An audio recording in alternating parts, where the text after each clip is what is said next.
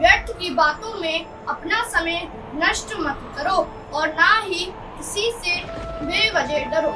दूसरी सीख, अहंकार में तीनों गए, धन, वैभव और वंश। यकीन न आए तो देखो रावण, कौरव और कंस। तीसरी सीख, दोस्ती में कभी अमीरी गरीबी मत देखो, सच्चाई और ईमानदारी से दोस्ती निभाओ। चौथी सीख, मन की सोच सुंदर हो तो सारा संसार सुंदर है। श्री कृष्ण की कही ये सीख आपकी जिंदगी बदल देगी।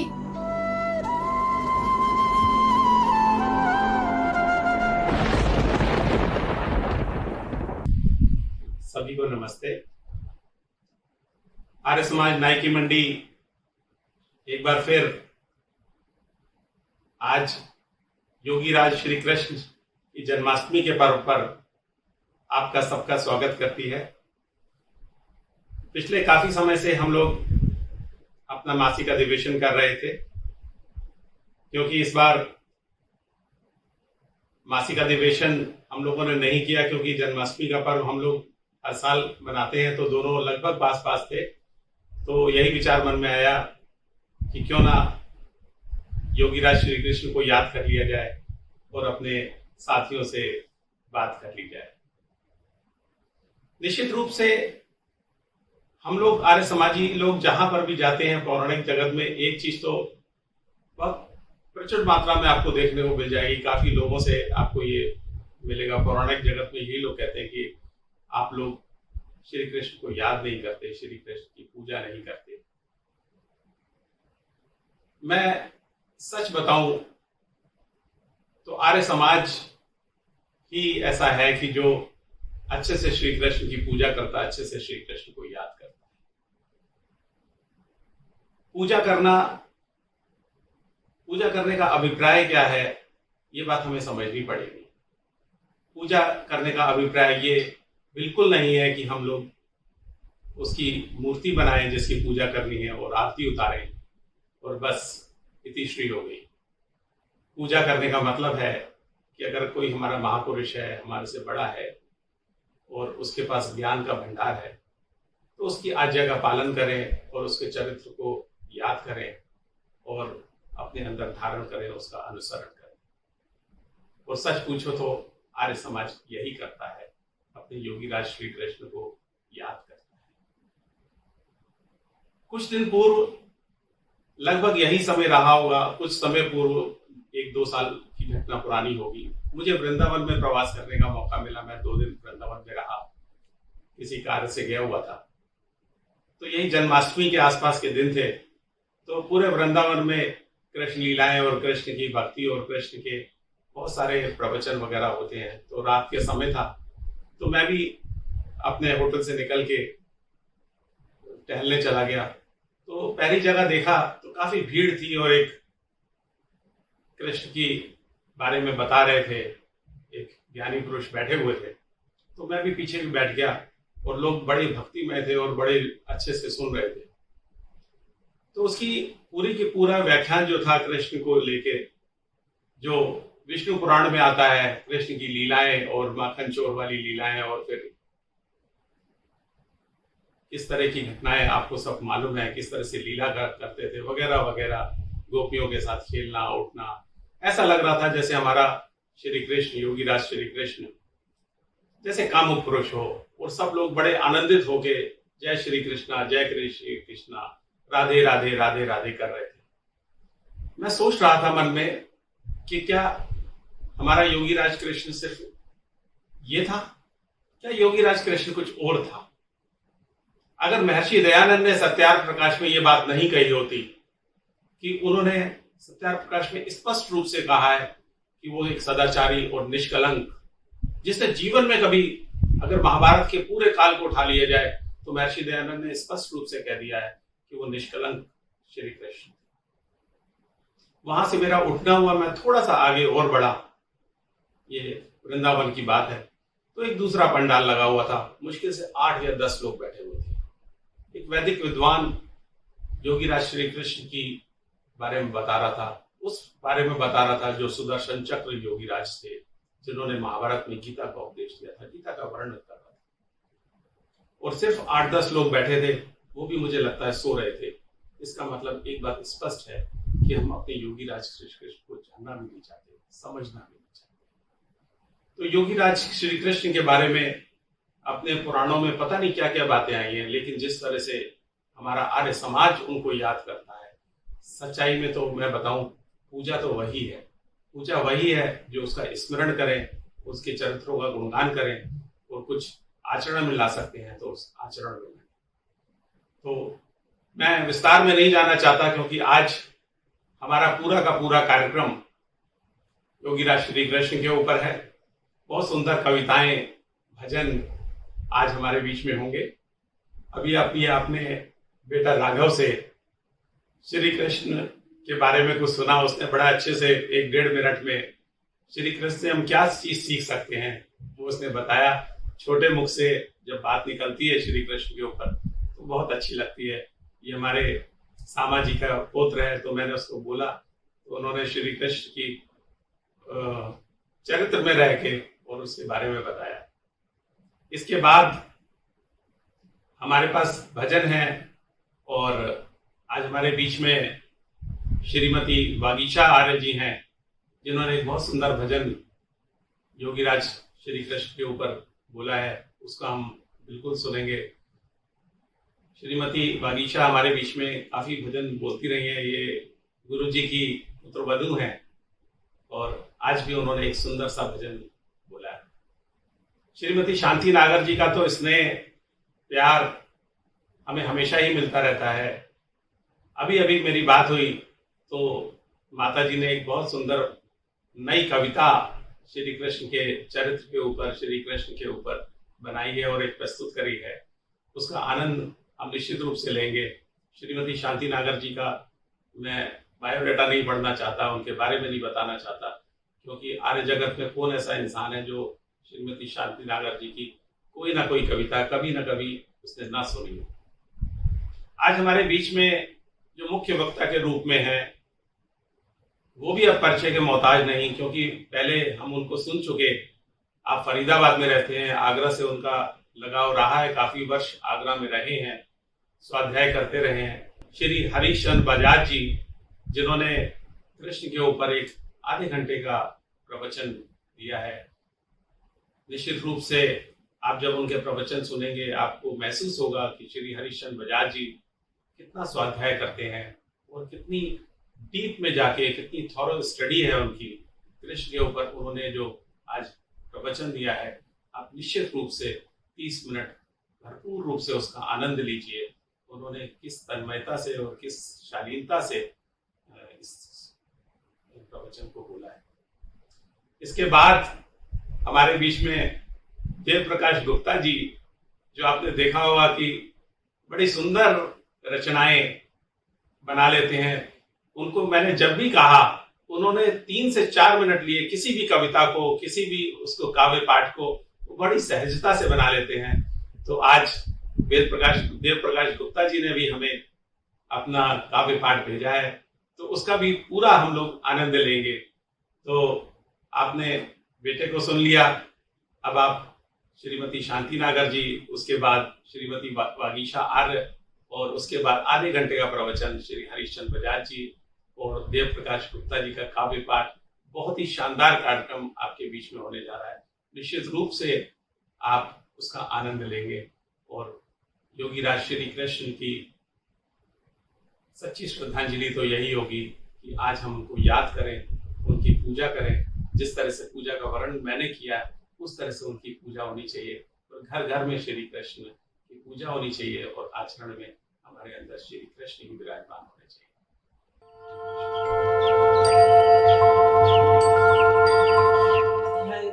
दर्शन संस्कृति की वो अमर जागीर था। धर्म दर्शन संस्कृति की वो अमर जागीर था। कृष्ण भारत वर्ष की, कृष्ण भारत वर्ष की जागी हुई तकदीर था। धर्म दर्शन संस्कृति की वो अमर जागीर था। धर्म दर्शन संस्कृति की वो अमर जागीर था। कंस से अन्यायियों को दंड देने के लिए, कंस से अन्यायियों को दंड देने के लिए सत्य कहती हूँ कन्हैया, सत्य कहती हूँ कन्हैया, न्याय की शमशीर था। धर्म दर्शन संस्कृति की वो अमर जागीर था। धर्म दर्शन संस्कृति की वो अमर जागीर था। दूरदर्शी था वो इतना, शब्द भी असमर्थ थे। दूरदर्शी था वो इतना, शब्द भी असमर्थ थे। हार जाने के क्षणों में, हार जाने के क्षणों में जीत की तदवीर था। धर्म दर्शन संस्कृति की वो अमर जागीर था। दौड़ नंगे पद सुदामा से मिला दिल खोल कर, दौड़ नंगे पद सुदामा से मिला दिल खोल कर। घृणा के वातावरण में, घृणा के वातावरण में प्रेम की जंजीर था। धर्म दर्शन संस्कृति की वो अमर जागीर था। धर्म दर्शन संस्कृति की वो अमर जागीर था। गोपियों के वस्त्र उसने थे चुराए, झूठ है। गोपियों के वस्त्र उसने थे चुराए, झूठ है। सच कहूँ कान्हा मनीषी, सच कहूँ कान्हा मनीषी, द्रौपदी का चीर था। धर्म दर्शन संस्कृति की वो अमर जागीर था। कृष्ण भारत वर्ष की, कृष्ण भारत वर्ष की जागी हुई तकदीर था। धर्म दर्शन संस्कृति की वो अमर जागीर था।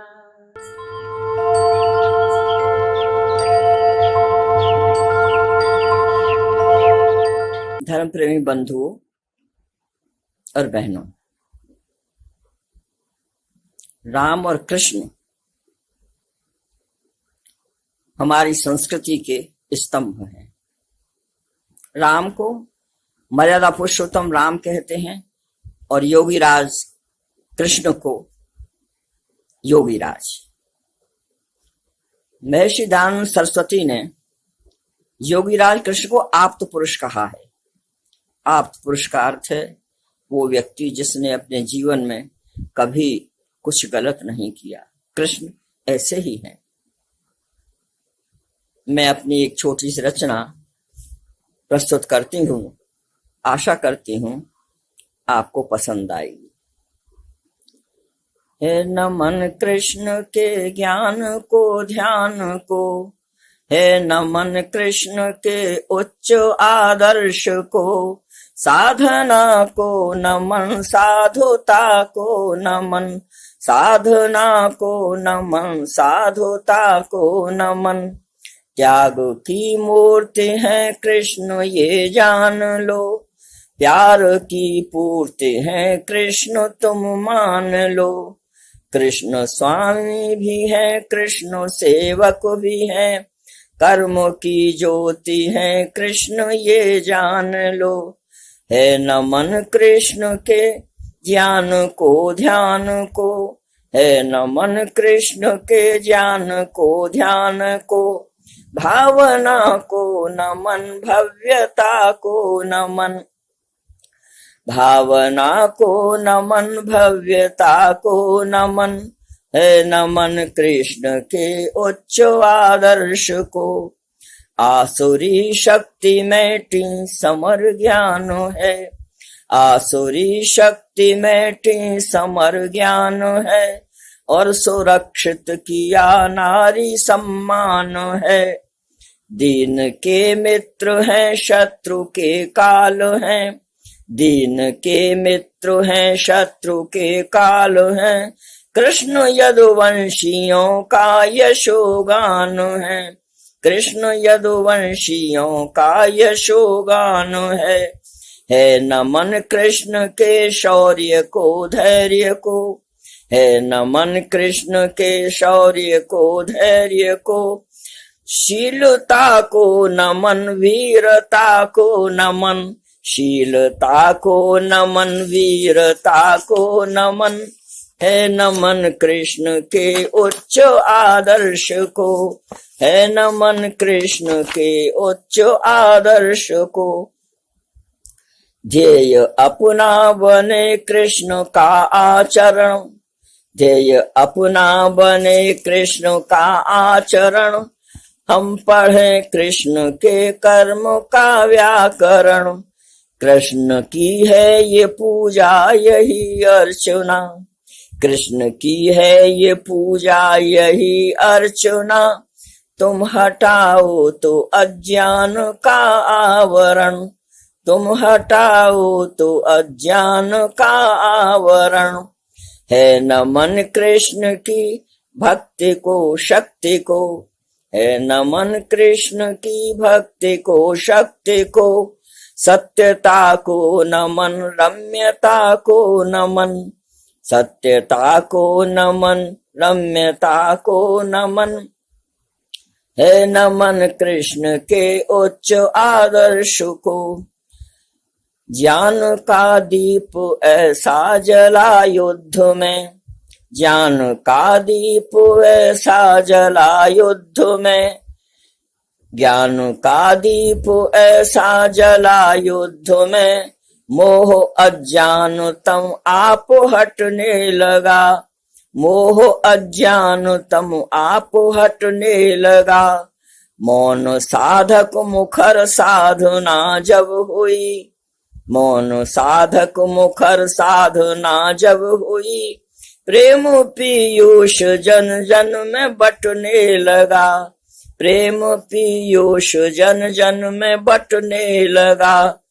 कर्म योगी तेरी प्रेरणा को नमन, कर्म योगी तेरी प्रेरणा को नमन, गौरव को नमन गुरुता को नमन, गौरव को नमन गुरुता को नमन। है नमन कृष्ण के उच्च आदर्श को, साधना को नमन साधुता को नमन, साधना को नमन। बोलिए योगी राज कृष्ण की जय, योगी राज कृष्ण की जय।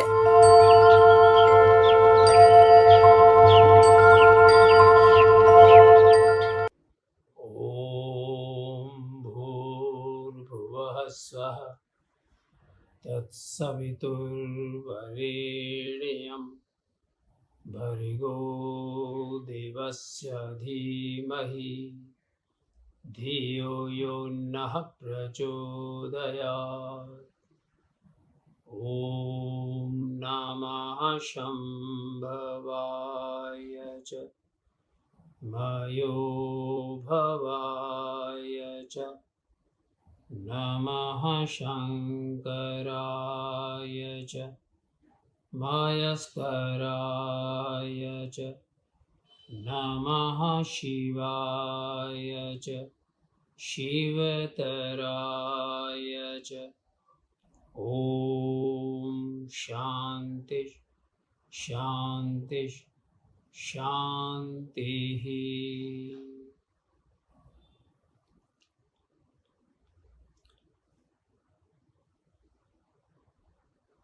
श्रद्धा में मातृशक्ति एवं भद्र पुरुषों, प्रत्येक वर्ष की भांति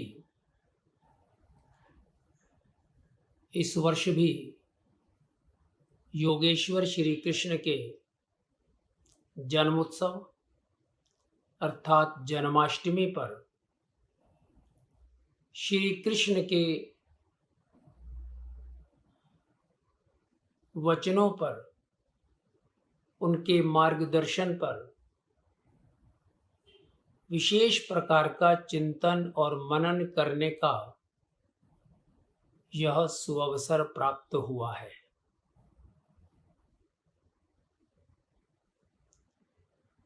योगेश्वर श्री कृष्ण के जीवन पर और उनके जीवन की घटनाओं की चर्चा मैं यहाँ न करना चाहूँगा।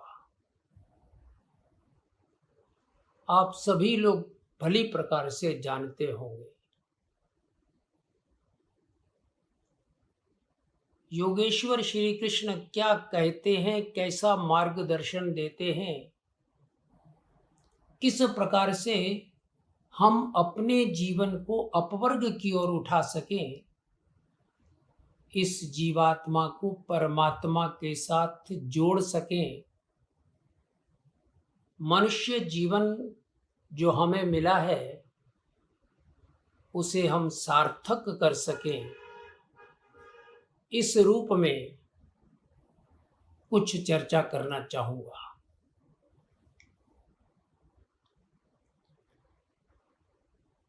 योगेश्वर श्री कृष्ण और वीरवर अर्जुन के मध्य जो संवाद चला और उसके परिणाम स्वरूप श्री कृष्ण के मुखारविंद से जो ज्ञान की धारा का प्रवाह हुआ, वही ज्ञान हमारे पास श्रीमद् भगवत गीता के रूप में है। यूं तो अगर हम मोटे तौर पर देखें तो योग के 3 मार्गों की चर्चा योगेश्वर श्री कृष्ण करते हैं। कर्म योग, ज्ञान योग और भक्ति योग। वैसे तो इसके अतिरिक्त भी अनेक छोटे छोटे मार्ग योगेश्वर ने हमको बताए हैं, लेकिन जितने भी छोटे छोटे मार्ग हैं वे सभी इन 3 मार्गों में ही समाविष्ट हो जाते हैं।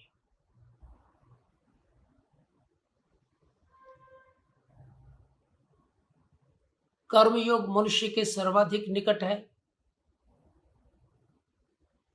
क्योंकि व्यक्ति पैदा होता है तो कर्म वह करता हुआ ही आता है। बिना कर्म के उसका जीवन चल नहीं सकता।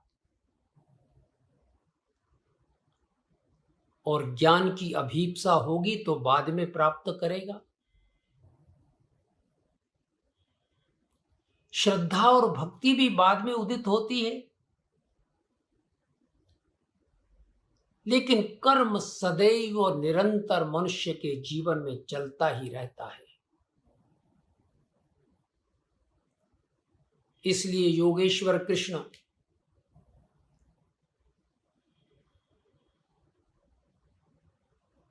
जिस ज्ञान को अर्जुन के माध्यम से हम सबको देते हैं, उसमें सबसे पहले कर्म योग आता है, तत्पश्चात भक्ति योग आता है और अंत में ज्ञान योग का प्रवाह होता है। हम किसी भी श्लोक को समझना चाहें,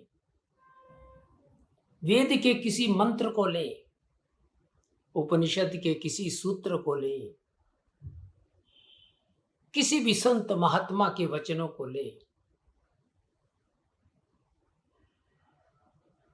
4 बातों का ध्यान देना बड़ा आवश्यक है, अन्यथा हम परिणाम से वंचित रह जाते हैं। सबसे पहले कि उस श्लोक के अर्थ को समझा जाए,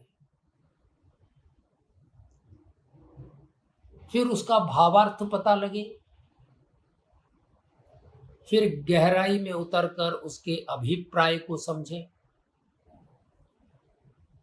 और जब अभिप्राय को समझ लें तो फिर उसको आत्मसात कर लें।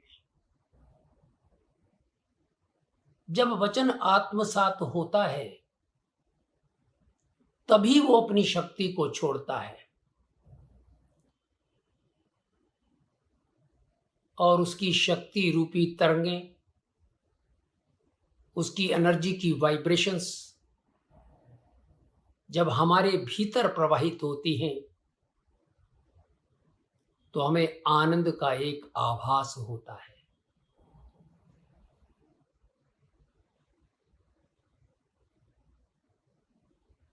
यूं तो भगवान श्री कृष्ण के ज्ञान के रूप में जो हमारे पास श्लोक उपलब्ध हैं, श्रीमद् भगवद गीता में लगभग 700 हैं,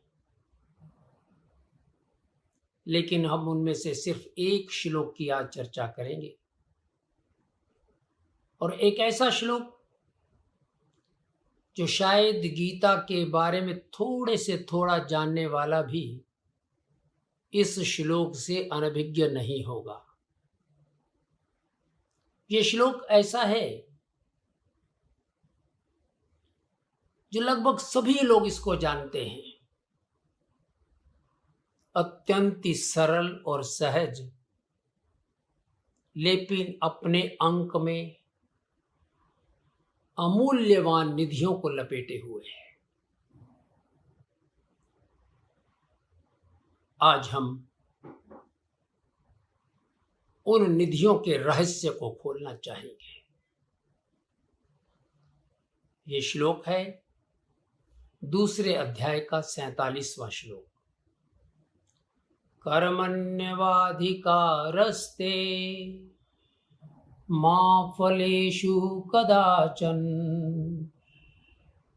मा कर्म फल हेतुर्भू मा ते संगो अस्त्व कर्मणि।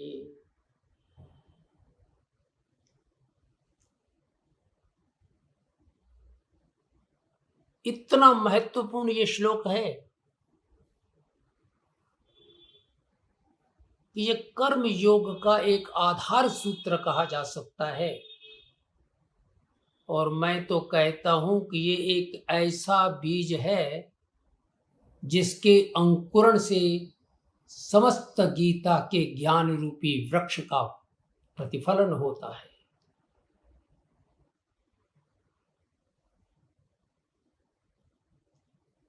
इस अकेले श्लोक में श्रीमद् भगवत गीता के निष्कर्ष रूपी ज्ञान का रहस्य छिपा हुआ है। और कर्म योग की 4 सूत्री चतुर्सूत्री का यहां वर्णन आता है। पहला सूत्र कर्मण्यवाधिकारस्ते, दूसरा सूत्र मा फलेषु कदाचन, तीसरा सूत्र मां कर्म फल हेतुर्भू, और चौथा सूत्र मां ते संगो अस्त्व कर्मणि।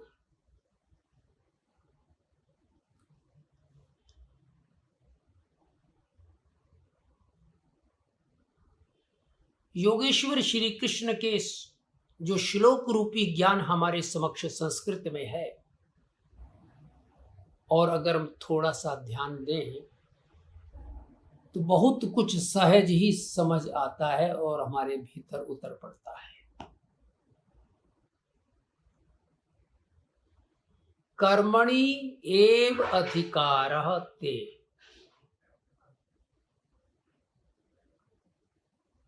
कर्म करने का ही अधिकार तेरा है।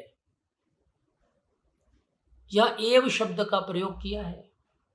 कर्मणि एव अधिकारः ते। इस एव शब्द को ध्यान में रखना, क्योंकि इस सूत्र की आत्मा यही बसती है।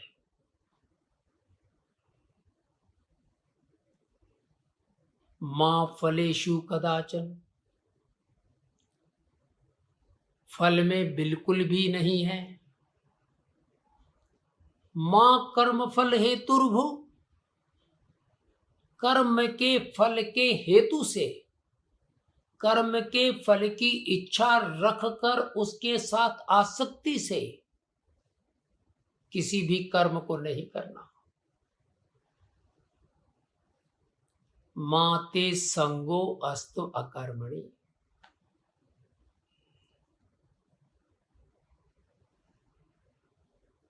लेकिन कर्म अवश्य करना है।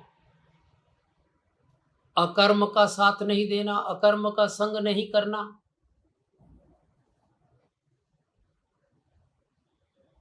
कर्मणि एव अधिकारः ते। तेरा कर्म में ही अधिकार है। अब देखिए योगेश्वर कृष्ण श्लोक में कितना स्पष्ट,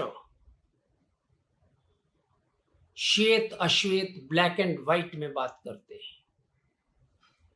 बड़े स्पेसिफिक होकर बात कर रहे हैं। केवल कर्म में ही तेरा अधिकार है। अब इतना अगर उन्होंने कह दिया कि केवल कर्म में ही तेरा अधिकार है, तो ये बात तो समझ में आ जाती है ना कि और कहीं अधिकार नहीं है। लेकिन श्री कृष्ण की स्पष्टता को देखो, और स्पष्ट करते हैं, मां फलेषु, फल में नहीं। अब यही नहीं रुकते, थोड़ा और आगे शब्द का प्रयोग किया, कदाचन, कभी भी नहीं। हमारी ब्रिज भाषा में कहते हैं कतई नहीं।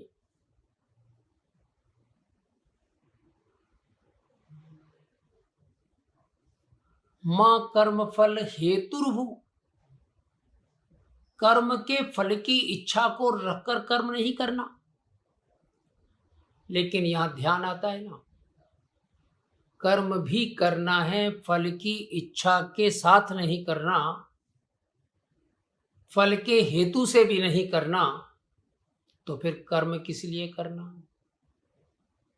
तो भीतर भाव आता है ना कि हम कर्म नहीं करते, छोड़ देते हैं कर्मों को। तो यहां योगेश्वर कहते हैं, खबरदार, माते संग अस्तु अकर्मणि। खबरदार जो अकर्म की ओर चले। कर्म तो करना ही पड़ेगा। यहां संकेत कहां करते हैं? आप अपने जीवन की ओर देखें, निरंतर कर्म हो रहे हैं। कुछ ऐसे हैं जो हम कर्म करते हैं, कुछ ऐसे हैं जो हमारे भीतर कर्म होते हैं। हम जिन कर्मों को करते हैं उनको करना छोड़ दें, और जो कर्म हमारे भीतर हो रहे हैं वो भी अगर रुक जाएं तो फिर कैसी स्थिति होगी? फिर जीवन में वो घटना घटित हो जाएगी जिसे हम लोग साधारण भाषा में मृत्यु कहते हैं।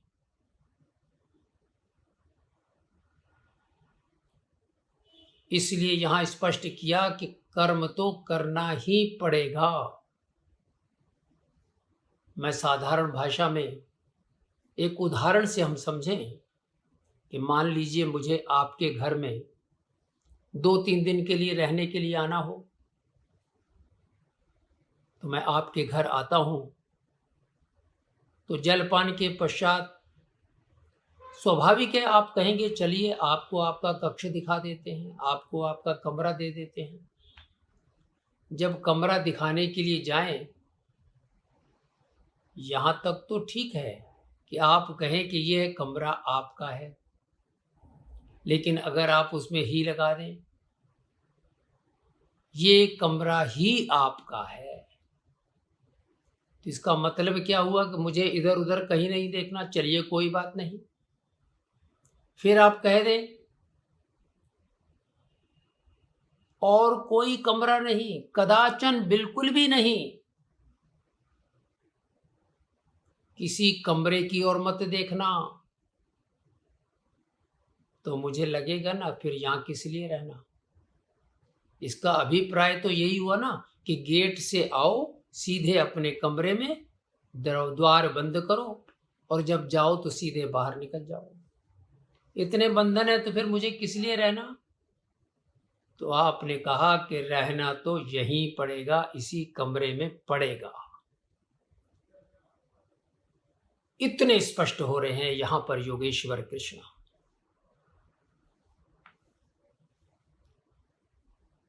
अगर आप किसी से कहें कि श्रीमद् भगवत गीता में 700 श्लोक हैं, इतने अधिक तो मैं नहीं पढ़ सकता, मुझे 15 श्लोक महत्वपूर्ण दे दीजिए जिनसे मैं पूरी भगवत गीता को समझ सकूं, तो आप निश्चित मानिए उन 15 श्लोकों में यह श्लोक निश्चित रूप से होगा।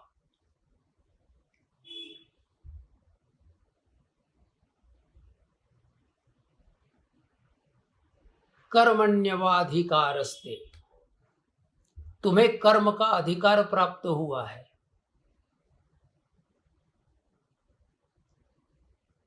कहां संकेत कर रहे हैं श्री कृष्ण? ये जो मनुष्य जीवन हमें मिला है ना, इस मनुष्य जीवन में ही कर्म का अधिकार मिलता है, अन्यथा किसी भी और योनि में कर्म का अधिकार नहीं होता। स्थावर योनि हो या पशु पक्षी हो, कहीं भी कर्म का अधिकार नहीं है, वे तो केवल भोग योनि है।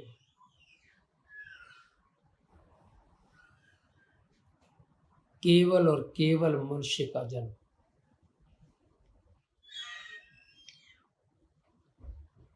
जिसमें कर्म का अधिकार प्राप्त है।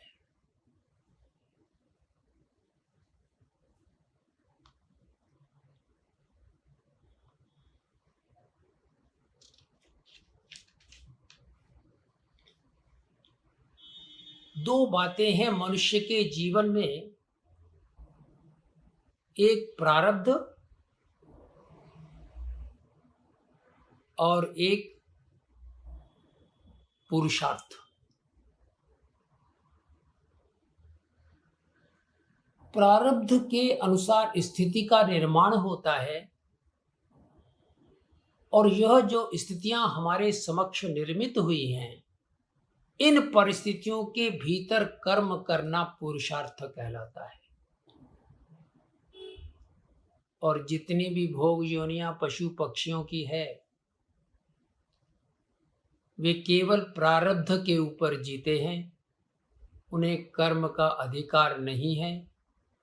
मनुष्य जन्म एक दुर्लभ जन्म है, जिसमें पिछले जन्मों में जो भी कर्म हमने किए हैं, उन समस्त कर्मों के फलों को भोगने के साथ साथ नए कर्म करने का भी अधिकार स्वतंत्र रूप से हमें प्राप्त है, ताकि भविष्य में आने वाली परिस्थितियों को हम निर्मित कर सकें।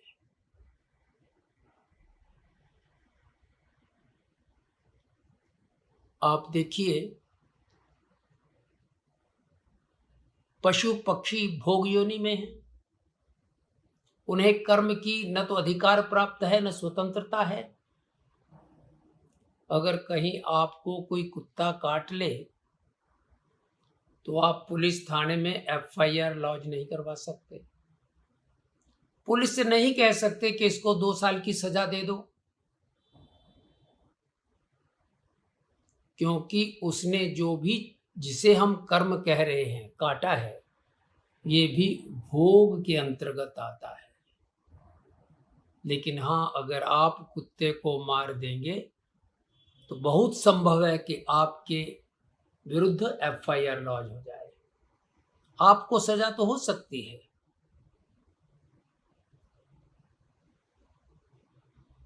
इसलिए कर्म का अधिकार इस मनुष्य जीवन को प्राप्त है। हम थोड़ा और गहरे उतरे कि कर्म का ही अधिकार हमें है, फल का अधिकार क्यों नहीं है?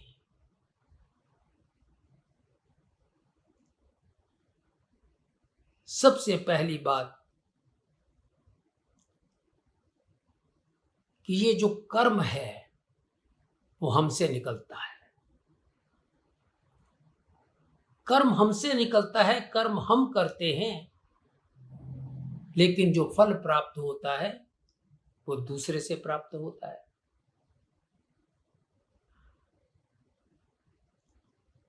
जो हम कर सकते हैं उसी में तो हमारा अधिकार है। जो दूसरे से हमको मिलना है उसमें हमारा अधिकार कैसे हो सकता है? दूसरा फल देगा, कब देगा, कितना देगा, हमें तो नहीं मालूम। इसलिए योगेश्वर श्री कृष्ण स्पष्ट रूप से कहते हैं, केवल कर्म में ही तेरा अधिकार है। दूसरी ओर संकेत देते हैं कि हम जो भी कर्म करते हैं तो उसमें हमारी ऊर्जा खर्च होती है। हम जो भी फल की कामना करते हैं या फल के बारे में विचार करते हैं उसमें भी हमारी ऊर्जा खर्च होती है। तो योगेश्वर कहना चाहते हैं कि फल को छोड़, क्योंकि तेरे अधिकार क्षेत्र में नहीं है। तू अपनी सारी ऊर्जा को केवल कर्म में लगा दे, क्योंकि कर्म में जब अधिक ऊर्जा लगेगी तो कर्म निश्चित रूप से कुशलता से होगा, और कुशल कर्म होगा तो फल भी अच्छा ही प्राप्त होगा। श्री कृष्ण कहीं भी नहीं कहते कि आप कर्म करो तो आपको फल नहीं मिलेगा। फल तो मिलेगा और निश्चित रूप से मिलेगा, लेकिन उनका संकेत मात्र इतना है कि अपने अधिकार क्षेत्र में रहकर केवल कर्म को तू कुशलता से कर। अपनी सारी चेतना को, अपनी सारी ऊर्जा को, सारी शक्ति को केवल कर्म में ही तू लगा दे। योगेश्वर ने स्पष्ट किया है, योगः कर्मसु कौशलम। कर्म में योग कुशलता का प्रतीक है। तो कुशल कर्म की क्यों चाहना की? निश्चित रूप से फल भी अच्छा प्राप्त होगा, लेकिन उस फल के प्रति अपने को आसक्त नहीं होना। अपने ध्यान को उधर ले जाकर अपनी ऊर्जा को व्यर्थ में नष्ट नहीं करना। जो हमारे अधिकार क्षेत्र में नहीं है उसके लिए जितनी भी ऊर्जा प्रवाहित होगी व्यर्थ ही तो जाएगी। जो कर्म हम भविष्य भूतकाल में कर चुके हैं, अतीत में कर चुके हैं, उनसे ही तो परिस्थितियां निर्मित हो रही हैं, जिसे आज हम कहते हैं हमारा भाग्य।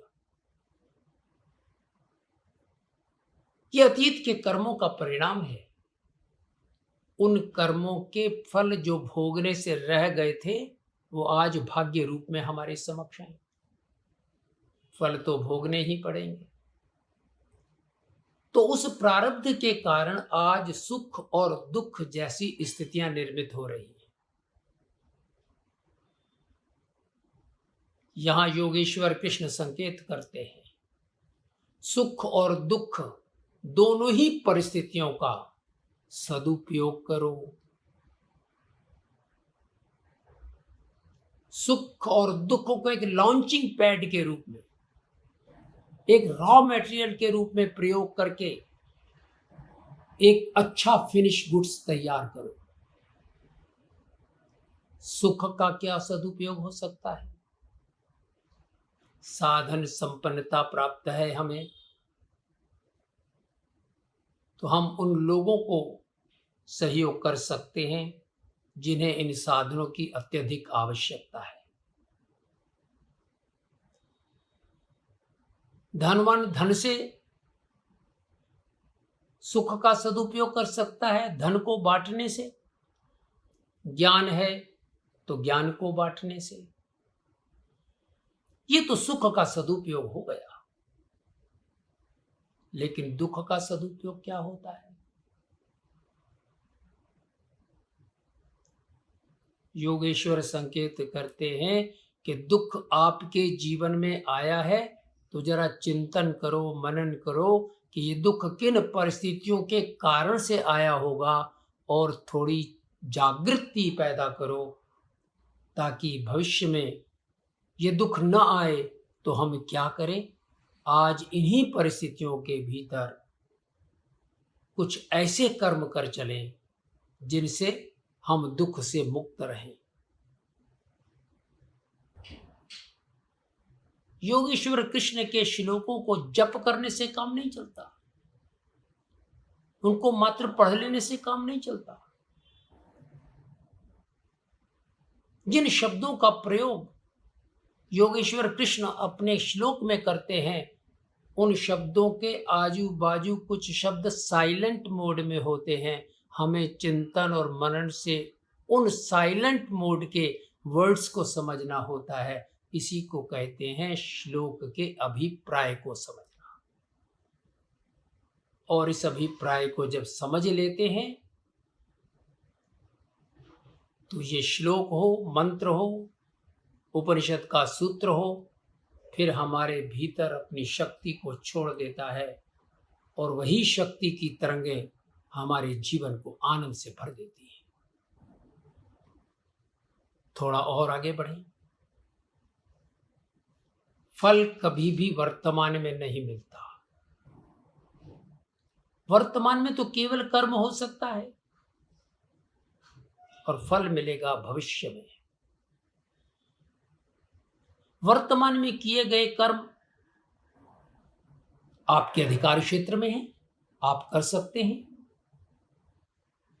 और करते भी हैं। लेकिन फल भविष्य के गर्भ में है। भविष्य के बारे में न आपको पता है न मुझे पता है। इसलिए उसके बारे में जो भविष्य में है अधिक विचार विमर्श चिंतन और मनन कर से अपनी ऊर्जा को व्यर्थ में नष्ट नहीं करना। माते संगो अस्त्व कर्मणि, लेकिन कर्म तो तुझे करना ही पड़ेगा। तो अपने कर्म में योग को जोड़।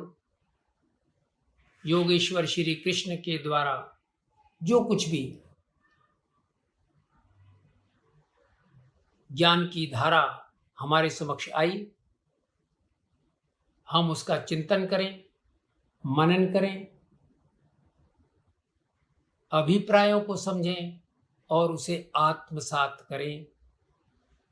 तब जाकर योगेश्वर श्री कृष्ण के इस जन्म दिवस जन्माष्टमी को मनाना अपने आप में अर्थपूर्ण होगा।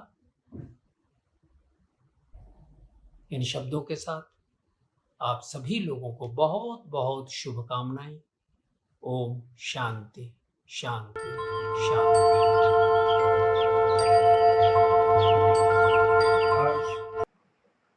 जन्माष्टमी का महापर्व है। हमार समाज नाई की मंडी आगरा में इस पर्व को मना रही है। इस पर्व का क्या महत्व है, इसे समझने के लिए हमें उच्च कोटि के विद्वानों को सुनना चाहिए। मैं कहूँगा पर्वों का महत्व समझने को, पर्वों का महत्व समझने को हमें आर्य समाज में आना होगा। प्रवचन होंगे विद्वानों के, उनको भी तो सुनना होगा। पग पग पर अवरोध मिलेंगे, उनको दूर कराना होगा। और अंधियारे में दीप जलाकर उजियारा तो करना होगा। भाद्र महीना कृष्ण पक्ष है, अष्टम तिथि दिन बुधवार। जन्म महोत्सव श्री कृष्ण का मना रहे हम आज।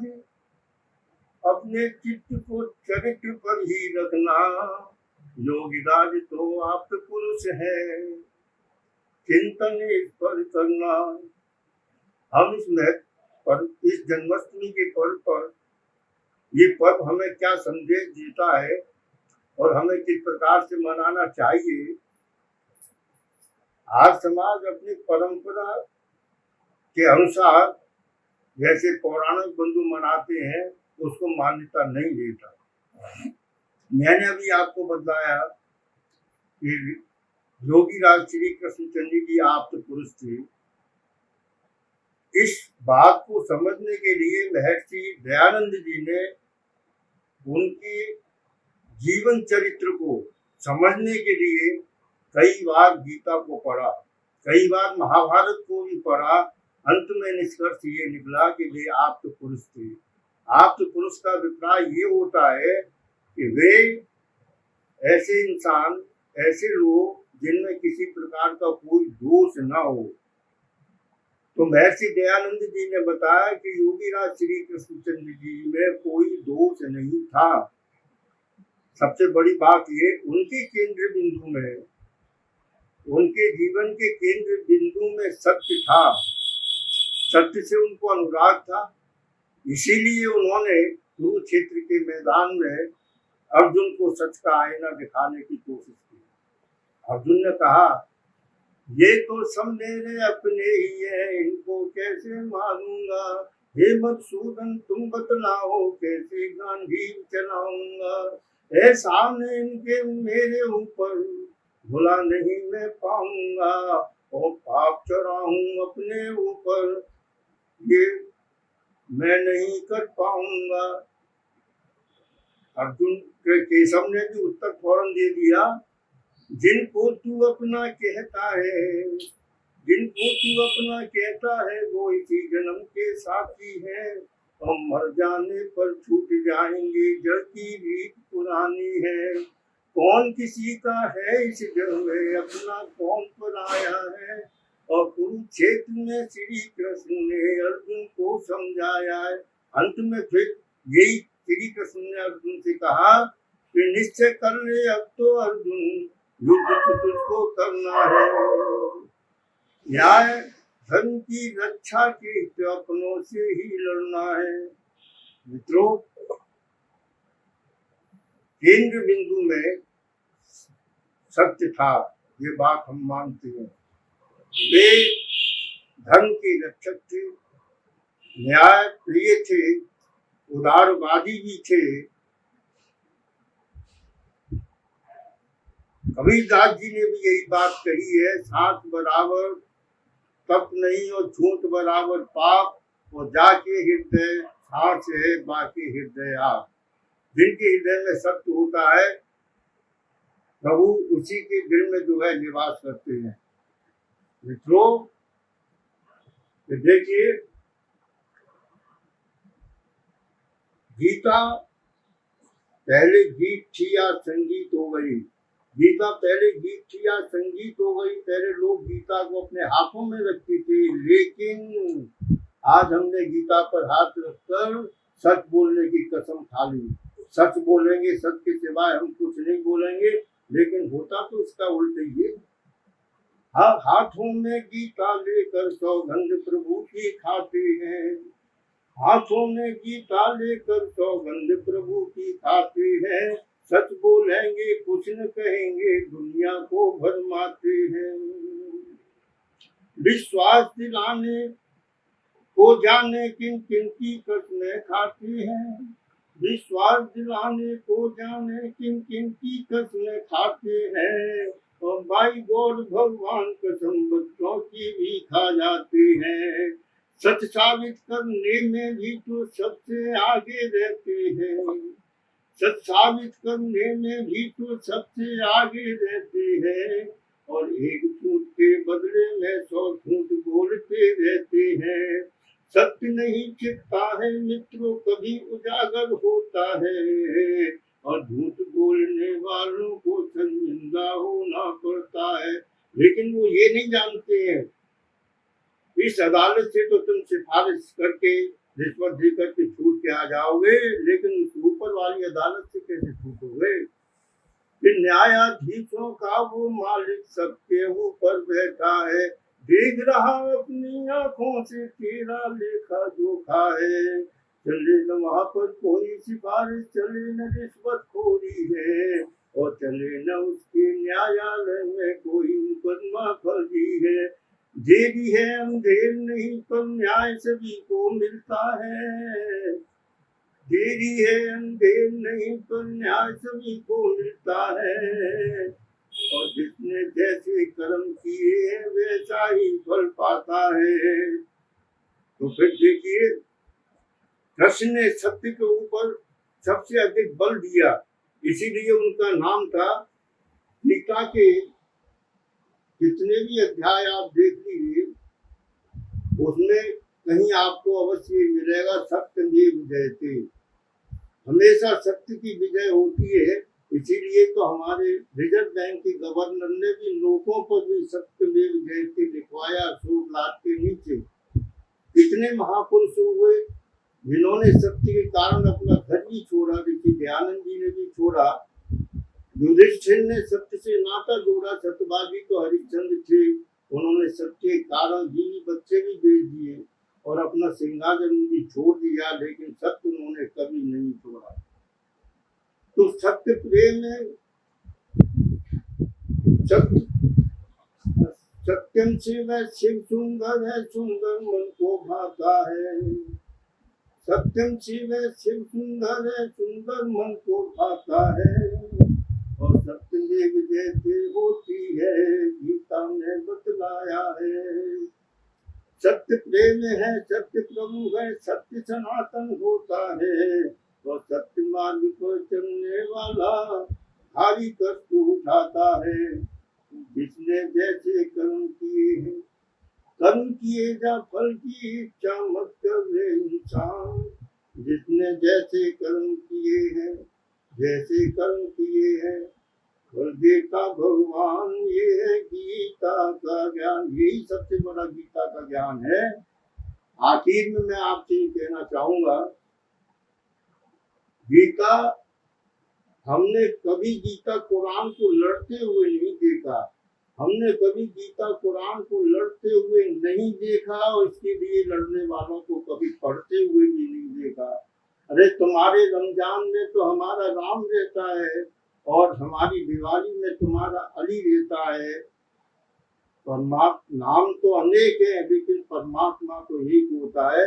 गीता के 8वें और 10वें अध्याय में परमात्मा का नाम ओम, इस अक्षर ब्रह्म, इस एक अक्षर ब्रह्म को श्री कृष्ण जी ने बताया कि जो इसका चिंतन करता है, उच्चारण करता है, अंतिम समय में उसको परम मोक्ष की गति भी होती है। परमात्मा के स्वरूप को श्री कृष्ण जी ने 10वें अध्याय के अंदर बताया है कि ओम नाम है परमेश्वर का, ओम नाम है परमेश्वर का, परम पिता कहलाया है, और सत्य सनातन नजर अमर है, कण कण में वही समाया है। अविनाशी है नित्य सनातन, निर्विकार कहलाता है, तीन काल में जन्म लेता ऐसा ये गुण वाला है। नित्य खंड अनादि अंतम, तो निराकार कहलाया है, और सचचित है आनंद प्रभु को सबने शीश झुकाया है। ओम नाम है परमेश्वर का, वो परम पिता कहलाया है।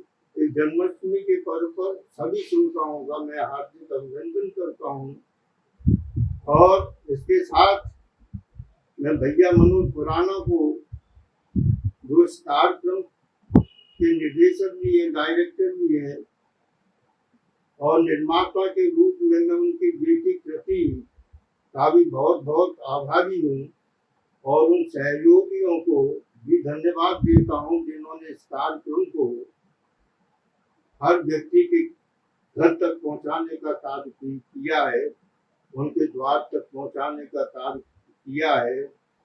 मैं उन सभी लोगों को धन्यवाद देता हूँ।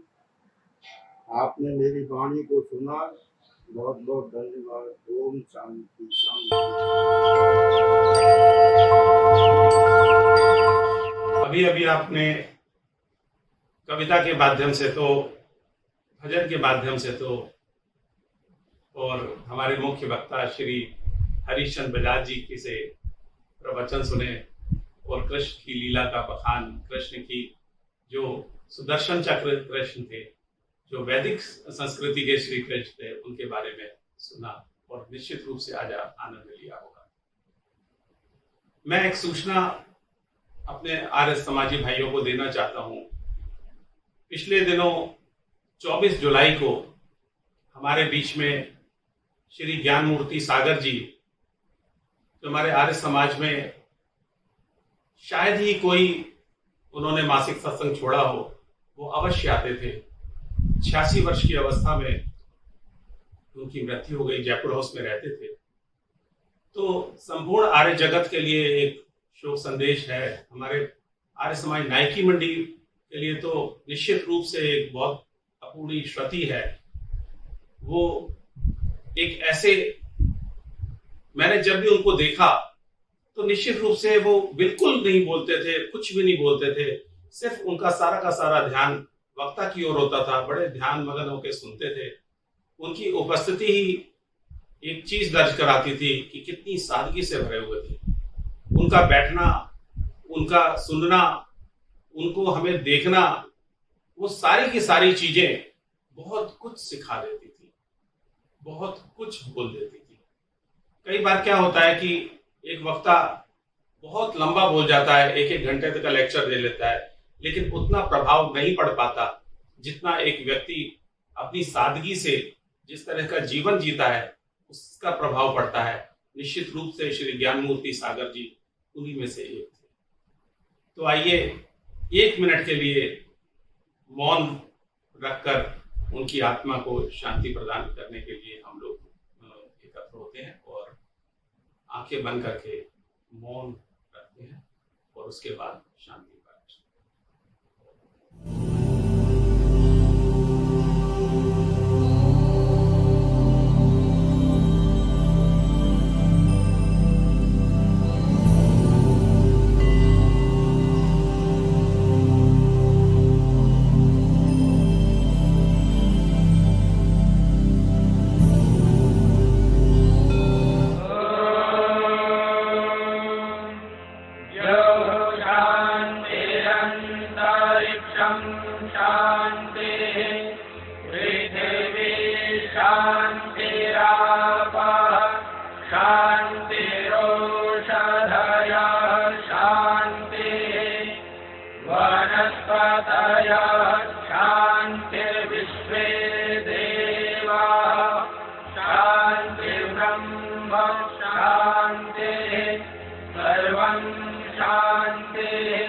शांतिरेव शांति।